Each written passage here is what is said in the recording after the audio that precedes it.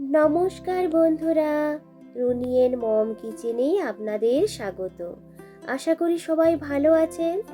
আজ আমি আপনাদের সঙ্গে শেয়ার করব দুর্দান্ত স্বাদের এঁচোড়ের ডালনা রেসিপি।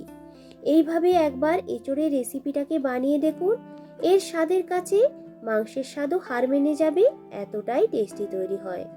হাতের কাছে থাকা সাধারণ কয়েকটি উপকরণ দিয়ে খুব সহজে আপনারাও কিন্তু এঁচোড়ের ডালনা রেসিপিটাকে বানিয়ে নিতে পারবেন। আশা করছি আজকের এই এঁচোড়ের ডালনা রেসিপিটা আপনাদের পছন্দ হবে। ভিডিওটা ভালো লাগলে একটা লাইক দিয়ে সম্পূর্ণটা দেখে নেওয়ার অনুরোধ রইল। তো চলুন শুরু করা যাক। এঁচোড়ের ডালনা বানানোর জন্য এঁচোড়গুলোকে একটু বড় বড় করে কেটে নিয়ে নুন ও হলুদ জলে কিছুক্ষণ ভিজিয়ে রেখেছিলাম। এইভাবে ভিজিয়ে রাখলে এঁচোড়টা কিন্তু কালো হয়ে যাবে না, আর কষটাও বেরিয়ে যাবে। এরপর জল ঝরে নেওয়া এঁচোড়গুলোকে নিয়ে নিলাম একটা কুকারের মধ্যে। দিয়ে দেব পরিমাণ মতো জল। এরপর এর মধ্যে দিয়ে দিলাম বেশ খানিকটা পরিমাণ নুন। নুনটা একটু বেশি দিয়েছি, যাতে সেদ্ধ করার সময় এঁচোড়ের মধ্যে নুনটা খুব ভালো করে ঢুকে যায়। দিয়ে দিলাম পরিমাণ মতো হলুদ আর দুটো এলাচ। এলাচ দিয়ে এঁচোড়গুলোকে সেদ্ধ করলে দেখবেন এলাচের ফ্লেভারটা এঁচোড়ের মধ্যে কিন্তু খুব ভালো করে ঢুকে যাবে। সব শেষে দিয়ে দেব 1 টেবিল চামচ সর্ষের তেল। সর্ষের তেল দিয়ে সেদ্ধ করলে যে পাত্রে আপনারা এঁচোড়টা সেদ্ধ করবেন সে পাত্রে কিন্তু কোনো রকম আঠা লেগে থাকবে না। এরপর কুকারের ঢাকনাটাকে লাগিয়ে দিয়ে একটা সিটি দিয়ে দেব। এই সময় তৈরি করে নেব একটা মশলার পেস্ট। একটা বোলের মধ্যে নিয়ে নিলাম 1/2 টেবিল চামচেরও থেকে কম একটু হলুদ গুঁড়ো, দিয়ে দিলাম লঙ্কার গুঁড়ো কালারের জন্য, এখানে নিয়েছি কাশ্মীরি লাল লঙ্কার গুঁড়ো। এরপর দিয়ে দেব 1 টেবিল চামচ জিরে গুঁড়ো আর 1 টেবিল চামচ ধনে গুঁড়ো। জল অ্যাড করে ভালো করে মশলাটিকে জলের সাথে মিশিয়ে নেব। এইভাবে আগে থেকে মশলাগুলোকে ভিজিয়ে রেখে রান্না করলে দেখবেন রান্নার মধ্যে বেশ একটা বাটা মশলার স্বাদ কিন্তু পাওয়া যাবে। এখানে একটা প্যান নিয়ে নিয়েছি, দিয়ে দিলাম পরিমাণ মতো সর্ষের তেল। তেলটা যখন বেশ একটু গরম হয়ে আসবে দিয়ে দিলাম অল্প একটু হলুদের গুঁড়ো আর দিয়ে দেব একটু নুন। এরপরে ডুমো ডুমো করে কেটে রাখা আলুগুলোকে ওই তেলের মধ্যে দিয়ে হাই ফ্লেমে বেশ কিছুক্ষণ নাড়াচাড়া করে আলুগুলোকে একটু লালচে করে ভেজে নেব। তো দেখুন এঁচোড়টাও কিন্তু এদিকে সেদ্ধ হয়ে গেছে।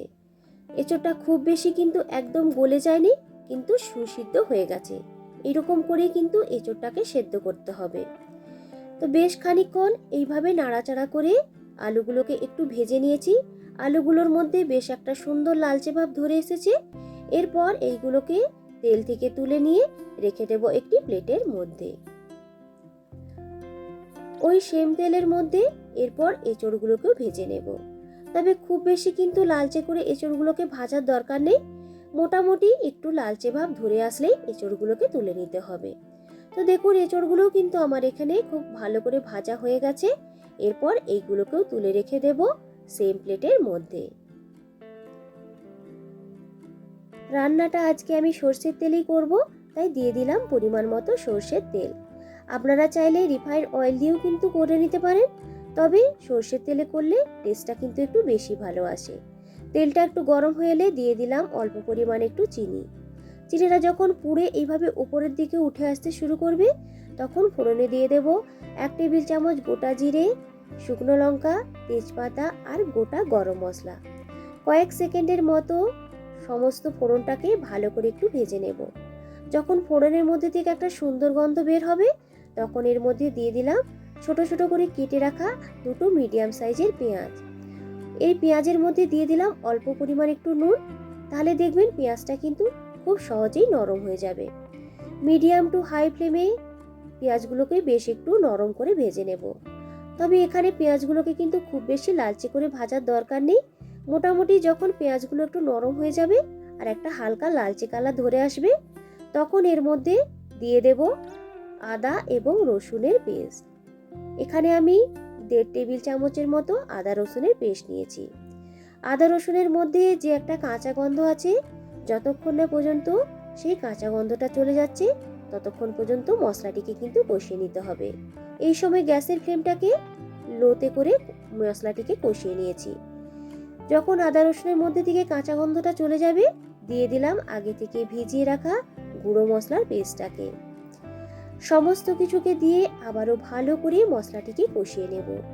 যত ভালো করে মশলাটিকে কষিয়ে নেবেন এই এঁচোড়ের ডালনার গ্রেভিটা খেতে ততটাই কিন্তু ভালো হবে। তো দেখুন খুব ভালো করে মশলাটা কষানো হয়ে গেছে। এরপর এর মধ্যে দিয়ে দেব একটা বড় সাইজের টমেটোকে পেস্ট করে রেখেছিলাম, সেই টমেটোর পেস্টটাকে। টমেটোর মধ্যে যে একটা কাঁচা গন্ধ আছে, যতক্ষণ না পর্যন্ত সেই কাঁচা গন্ধটা চলে যাচ্ছে আবারও মশলাটিকে ভালো করে কষিয়ে নেব। তো দেখুন বেশ খানিকটা সময় মশলাটিকে কষিয়ে নিয়েছি। মশলার চারিদিক থেকে তেলটা কিন্তু ছাড়তে শুরু করে দিয়েছে। এই সময় দিয়ে দিলাম ভেজে রাখা আলু এবং এঁচড়গুলোকে। মশলার সাথে আলু এবং এঁচড়গুলোকে খুব ভালো করে মিশিয়ে নিয়ে কিছুক্ষণ কষে নেব। এরপর ঢেকে কিছুক্ষণের জন্য রেখে দিলাম। এইভাবে ঢাকা দিয়ে রান্না করলে দেখবেন আলু এবং এঁচড়ের মধ্যে মশলার সমস্ত ফ্লেভারগুলো খুব ভালো করে কিন্তু ঢুকে যাবে। ঢাকনাটি খুলে নেওয়ার পরে আরও কিছুটা সময় এঁচড় এবং আলুগুলোকে কষে নিয়েছি। যখন মশলাটা বেশ একটু শুকনো শুকনো হয়ে আসবে এর মধ্যে দিয়ে দিতে হবে পরিমাণ মতো জল। এখানে আমি গরম জল ব্যবহার করেছি। আর গ্রেভিটা আপনারা কতটা রাখবেন তার উপর নির্ভর করেই কিন্তু গরম জলটা দেবেন। গরম জলটা দিলে দেখবেন গ্রেভিটা খেতে কিন্তু বেশ ভালোই লাগবে। নুনটা চেক করে দিয়ে দিলাম পরিমাণ মতো আরও কিছুটা নুন। সমস্ত কিছুকে ভালো করে মিশিয়ে নিয়ে আলু এবং এঁচড়গুলোকে সেদ্ধ হওয়ার জন্য ঢেকে রেখে দিলাম। প্রায় 7-8 মিনিটের মতো একটু ঢেকে রেখে দিয়েছিলাম। তো দেখুন গ্রেভিটা খুব সুন্দরভাবে ফুটে উঠেছে আর কতটা সুন্দর কালার একটা এসে গেছে। এই সময় আলু এবং এঁচড়গুলোকে একটু চেক করে নেব। তো দেখুন আলুটাও কিন্তু খুব সুন্দরভাবে সেদ্ধ হয়ে গেছে আর এঁচড়টাও সেদ্ধ হয়ে গেছে। তবে দেখুন এখানে কিন্তু এঁচড়টা সেদ্ধ হয়েছে কিন্তু একদম গলে যায়নি। গ্রেভিটাকে কিন্তু আর বেশি ফোটাবো না। নামানোর আগে উপর থেকে দিয়ে দিলাম অল্প একটু গরম মশলা আর দিয়ে দেব একটু ঘি। ঘি এবং গরম মশলাটিকে ভালো করে ওই গ্রেভির মধ্যে মিশিয়ে কিছুক্ষণ ফুটিয়ে নেব। তবে খুব বেশি কিন্তু আর ফোটাবো না, তাহলে ঘি এবং গরম মশলার গন্ধটা কিন্তু চলে যাবে। এরপরে দেখুন গ্যাসটাকে অফ করে দিয়েছি। ঢেকে স্ট্যান্ডিং টাইমে রেখে দিলাম মিনিট 5 মতো।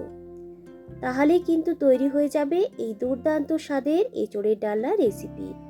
ভাত, রুটি, লুচি, পরোটা সব কিছুর সাথে খেতে কিন্তু অসাধারণ লাগে। একবার হলেও আপনারা এইভাবে বানিয়ে দেখবেন। তো বন্ধুরা আজকের এই এঁচোড়ের ডালনা রেসিপিটা আপনাদের কেমন লাগলো অবশ্যই কিন্তু কমেন্ট করে আমাকে জানাবেন। যদি রেসিপিটা ভালো লাগে তবে একটা লাইক আর বন্ধুদের সঙ্গে বেশি বেশি করে শেয়ার করার অনুরোধ রাখলাম। আমার চ্যানেলে নতুন বন্ধু হয়ে থাকলে অনুরোধ রইল চ্যানেলটিকে সাবস্ক্রাইব করে সাথে থাকার জন্য। আর পাশে থাকা বেল আইকনটা প্রেস করে রাখবেন। যখনই নতুন কোনো ভিডিও আপলোড করব তার নোটিফিকেশন সবার প্রথমে আপনাদের কাছে চলে যাবে। পুরনো বন্ধুদেরকে অসংখ্য ধন্যবাদ জানিয়ে আবারও হাজির হব নতুন কোনো দিন নতুন কোনো রেসিপির ভিডিও নিয়ে। আজকের মতো টাটা।